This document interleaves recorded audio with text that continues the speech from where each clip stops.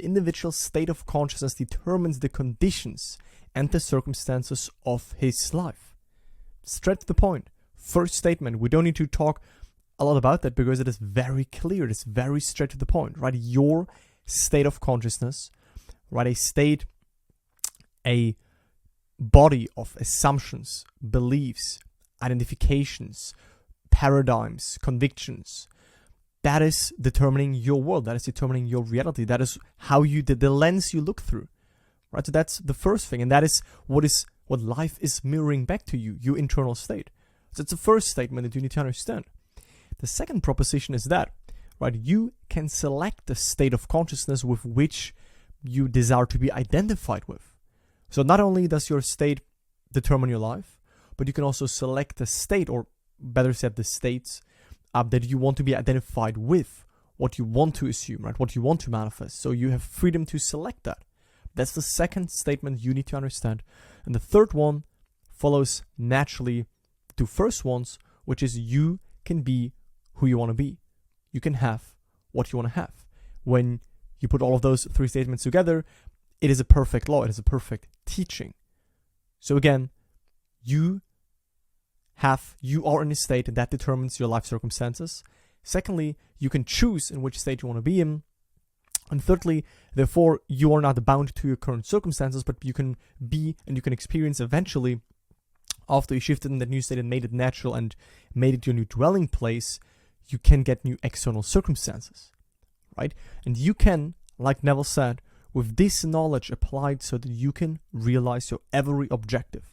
All right, and how do we do that? Well, let's just look more into the presentation. And I summarized some very powerful quotes from Neville, also from the lecture where he talked about those three statements. I want to talk with you about why those statements are so important and look a little bit deeper with you into all of that.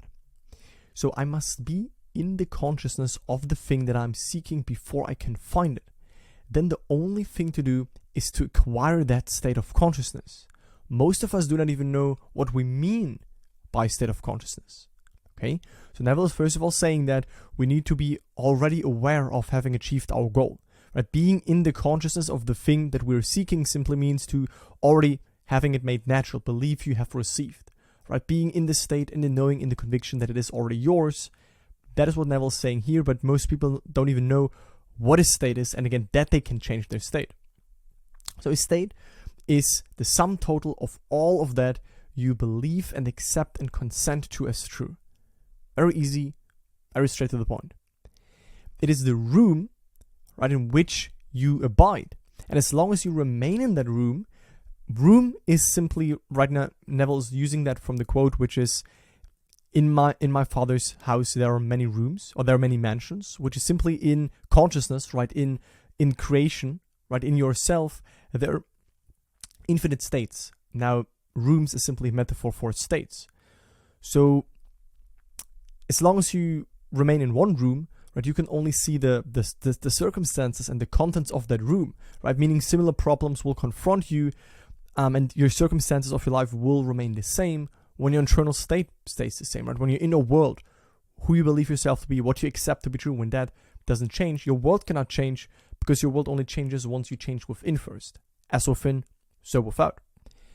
He may move physically across the ends of the earth, and I really want you to listen because that is very important. So even if you move to the other side of the earth, you still encounter similar conditions eventually after a while, because you can't get away from the room, aka the state in which you abide. So if you're in a state of poverty, illness, loneliness, being not liked, being left behind, being not sought after, all of these things, right? I'm just using non-desirable states to really make the point clear. Let's just say you are in these states and you think, oh, only because I moved to the other side of the world, in this other city, everything will be better. It might look like that in the first instance, but if you don't change your inner world with that, right, if you use that as a permission slip and you say, okay, I moved and now that means I'm in this new identity, it can definitely work. But I mean, if you move and you stay still in the same internal assumptions, you will encounter the same things there. You will also not obtain money there. You will also not obtain maybe a relationship there. It will all stay the same.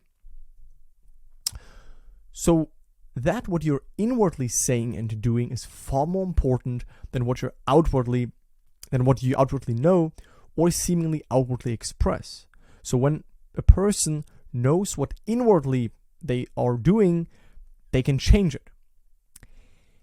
And in that statement, there's very much important things. So because first of all, you need to know what you're inwardly doing, right? You need to be aware of your inner state. You need to be aware of what you're dwelling within, what you assume, right? What you accept to be true about yourself and the world. You need to be aware of that. If you do it unwittingly, unconsciously, then you can't control it, right? You can't change it. And also, again, Neville's saying here what you internally are doing, right? The movements in your inner world, how you see yourself, how you picture yourself, your self-image, your state, your identity, your self-concept, everything that you basically assume, your self-talk, all of that, and your thoughts, everything that you dwell on, that's more important than what you outwardly try to accomplish or try to do. Because if you externally do things, but the inner world is not matched with what you try to accomplish, then you work against yourself. If you've never uncritically observed your reactions to life, if you're totally unaware of your subjective behavior, right? Your subjective behavior is, again, your internal behavior, right? Your reactions to life, because they are always bound to your current state, your thoughts that are flowing from your state, then you're unaware of the cause of the things in your world. But if you become aware of the state, then you simply go about changing it. And Neville said this over and over again. The first step is always self-observation, right? Before we set an aim, before we select and then occupy the new state, the new reality that we want to get the manifestations from, we need to have a certain level of self-awareness. So when you go throughout your day-to-day life, see where you dwell within, zoom out, become conscious, become self-aware. This is the first pillar, the first module of my program also that my members go through, because that is first of all where the peace comes from, when you can detach, when you can disidentify from thoughts, from emotions, from all of that, and you can be a blank slate. And then you can consciously put on that blank slate whatever you want to draw on the canvas of life. But you need to have self-awareness, and then we can consciously occupy the things we want to occupy, because if we go back to the first slide, we see that it is your state that determines your life, right? And you can select a new state. But before you do that, you first need to realize in which state am I, what am I dwelling on, and then when you know it, you then need to change that with the state that you actually want to now manifest.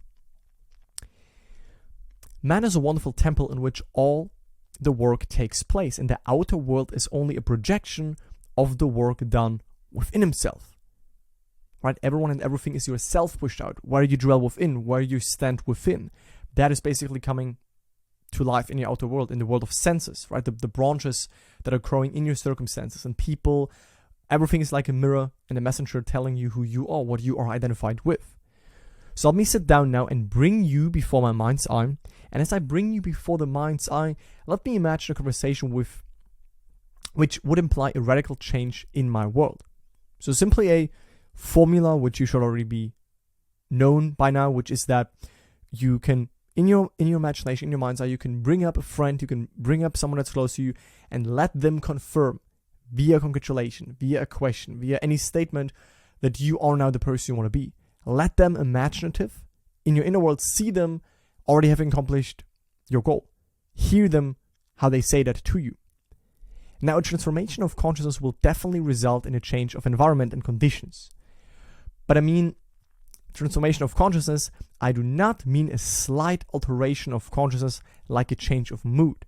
So Neville does not speak about, just repeating words in your mind. He's not letting you just flipping some thoughts or just randomly affirming here and there.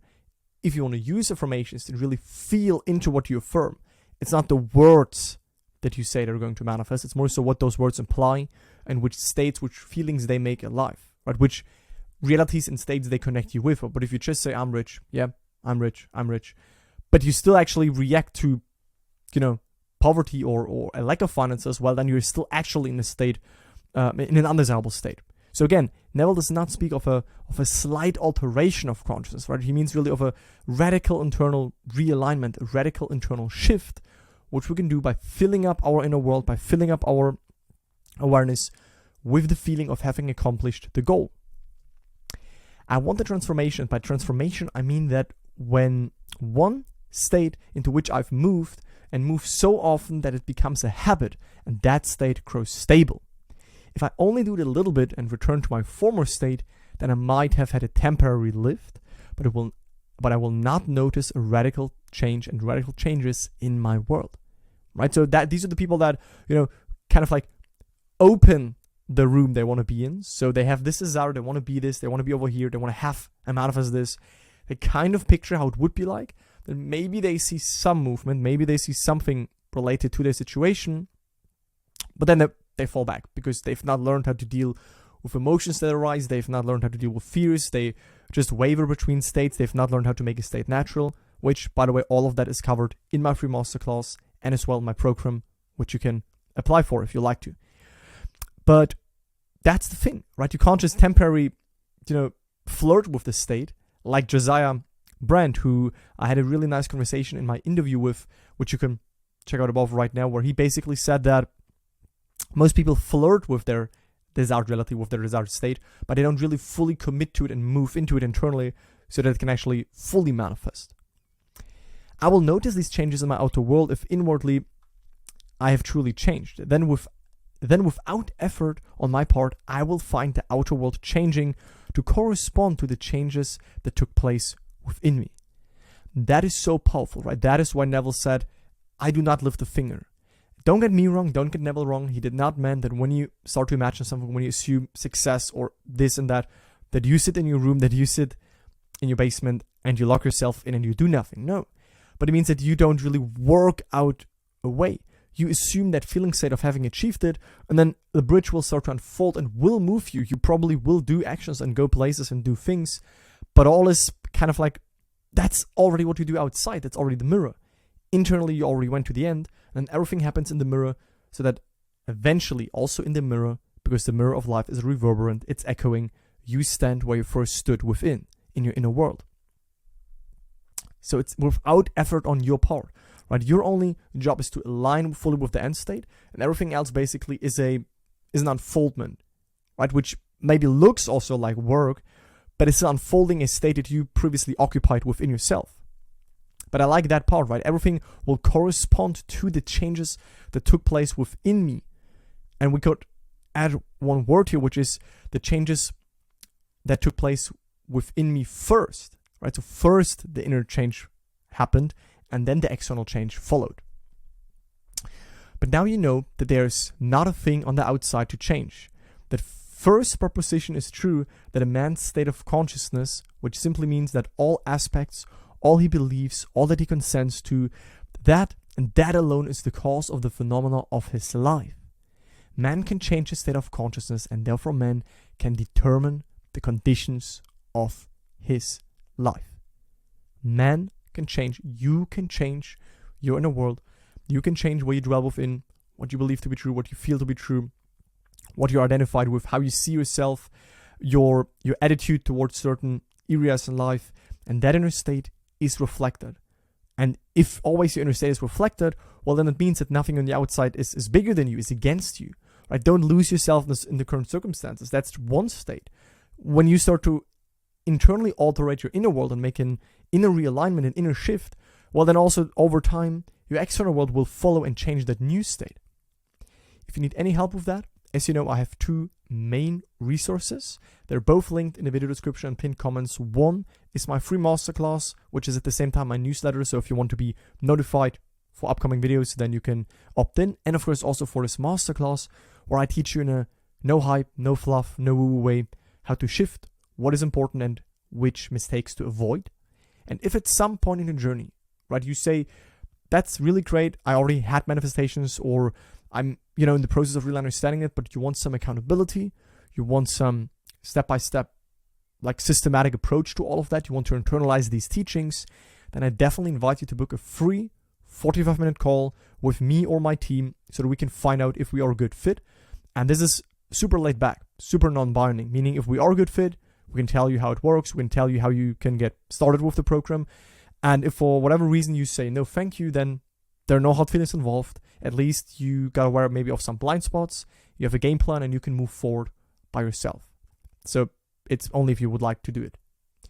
That's it from my side. Let me know in the comments down below if you like that, if you have any feedback, any questions.